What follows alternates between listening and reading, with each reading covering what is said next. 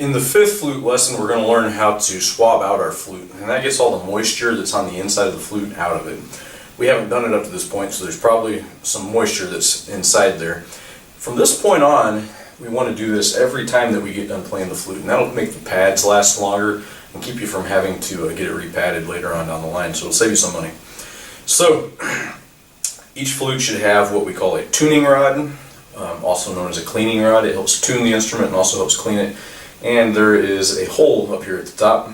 This is a flute cleaning cloth. You could also use a handkerchief if you wanted to. It's probably going to be a little big. You'd have to cut it in half. But you're just going to put one end of it through the hole on the cleaning rod, like that. And I want to cover up the end of this just so it doesn't scratch up the inside of the flute. So I'm going to take it and wrap it over like that. And then I just want to wrap it up. So I'm twisting and moving my hand on it, and that's what it looks like finally. So I can now take this and run it through each part of the flute. I'm going to put it through the foot joint. Just do that with it. Now the foot joint's cleaned out. Run it through the body of the flute.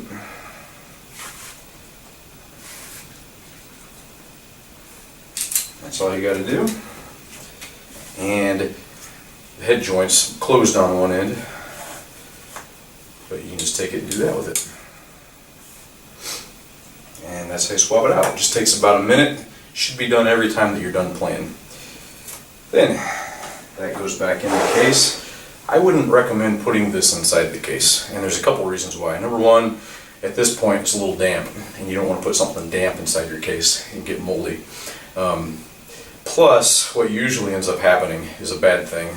Kids will take it and wad it up, put it in here, and then when they go to shut the case, it's bending the keys. I've sent several instruments to the repair shop because of a cloth that was in there that was wadded up that bent the keys whenever the case was shut.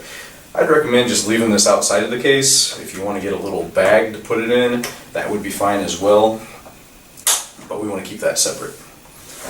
The next thing that we're going to do in this lesson is we're going to get farther along in the book, and we're going to try to get onto the second page of the book, which would actually be page 5. And at this point, we're moving a lot of fingers at once. In fact, one of the songs goes from C to D, and when you go from C to D, you move every finger except for this one. So I would practice moving from C to D over the summer. And since this is the last lesson, you've got a long summer ahead of you, I would just practice as much as possible over the summer. Try to continue playing on just the head joint so you can get a good sound on that. Definitely work on flashcard set 2 over the summer. Hopefully whenever you start school up, you'll be really comfortable with somebody can show you what a note, and you can say what the name of the note is, and you can play that really quickly on your flute. You want to get pretty fast at that. The faster the better.